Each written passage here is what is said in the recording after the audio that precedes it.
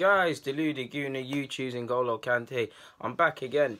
I've made several vids and to be honest with you, questioning Arsenal's approach to many things, especially their commercial approach and how when you compare it to the other clubs, we're not taking advantage. It seems like Arsenal, for years, we were happy with just our deal. Like, we've got our perfect deal. Pardon me. We've got our deal. We're not going to rip it up and try and get more, which we've seen, I believe, United. Don't quote me on that. Chelsea definitely have done that to a shirt sponsor.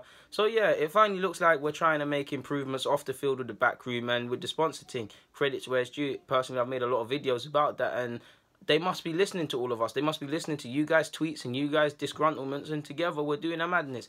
So yeah, like I just said, we're trying to get a sleeve sponsor allegedly for next season or the season before. I can't remember after that. Can't remember which one. And it follows us becoming the first Premier League club definitely to introduce a cryptocurrency sponsor. So hopefully that does a madness. We're falling behind United and City arguably, and again, these financial reports, the way they judge profit and turnover and things can be subjective from organisation to organisation. But typically, a lot of them and a lot of consensuses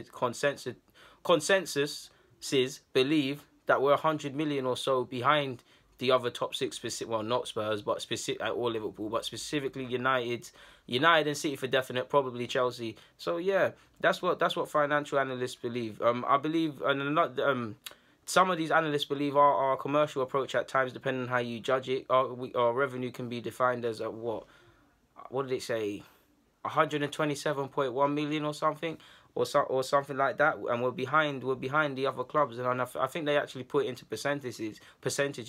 Man United's is 47%, Man City's is 46%, and us is 21%. So without giving a crap about maths like me, without being good at maths like me, you can see we're falling behind a lot. And when you consider that City, on top of building a commercial brand, they're backed by some serious reserves and can't be touched. United might not be achieving what they have from previous years, but the global footprint, the stars like Pogba and Alexis recently coming in boosts their sales. We're falling behind, and we're never going to have the money them two clubs have to buy for a single player. And I don't use that as an excuse, but it's about getting closer to them. It's about 1 minute you got 50, now you got 70 million. And again, I say this all with a pinch of salt because we've had the money and not wanted to do it, but you want to see your club doing the best. Do I necessarily care about financials and things? No, this is a part of the game more so now with the riches that we have to speak about. United fans, you know more about that. Hell, you've been reminding us all about that rather than the trophies. Hell, you've even been shameless to call the Carling Cup part of your treble despite bashing it. United fans, I'm sorry for the digs. My United fan friend was too late for me to go. He picked me up and he took forever to come. I'm digging him out. I know he likes to watch this.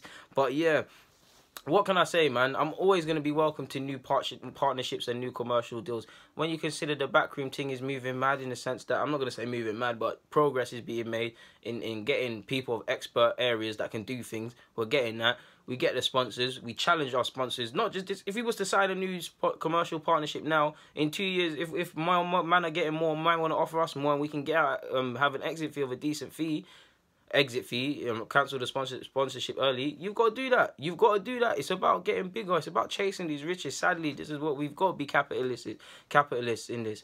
Arsenal for years were complacent in many areas, and we still are. More so the commercial area, despite having one of the biggest global footprints and one of the richest clubs in the world, and we were doing all right commercially, but we could have been doing better, like with on the football pitch.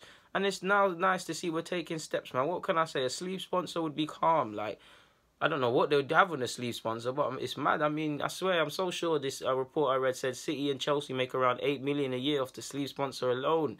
United 15, 47 off the whole kit alone without transfers and the other ways of making peas. Shout out to United, they're moving mad.